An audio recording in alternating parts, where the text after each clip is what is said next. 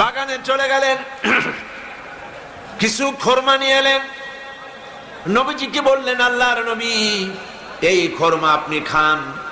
হুজুর জিজ্ঞেস করলেন, খোরমাগুলির মধ্যে পাকা, কাঁচা, আদা পাকা আছে, কোনটা খাবো?